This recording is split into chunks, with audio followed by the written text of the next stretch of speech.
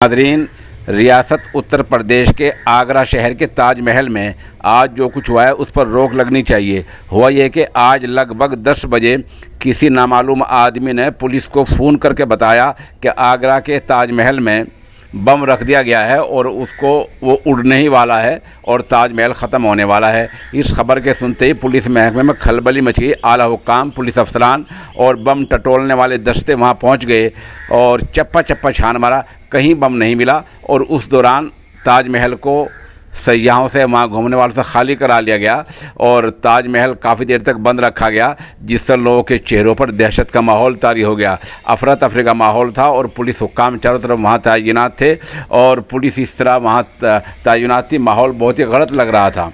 Police ने बहुत देर के बाद बताया कि जिसने फ़ोन किया था उसको फिरोज़ाबाद से गिरफ़्तार कर लिया गया है। सवाल ये है कि 2008 में कुछ पहले भी ऐसा हो चुका है और इन लोगों को सख्त सज़ा मिलनी चाहिए और बरसों तक की जेल में लोग रहने चाहिए ताकि आइंदा कोई ऐसा ना कर सके। बहरहाल आगरे के ताजमहल में बम की अफवाह आज झूठी निकली है और जिस आदमी ने पुलिस को फ़ोन किया था उसको गिरफ़्तार कर लिया गया है। अब देखना यह है कि पुलिस उसको सज़ा क्या दिलवाती है और किस तरह की धाराएँ, किस तरह की दफ़ात उसके ऊपर लगाती हैं।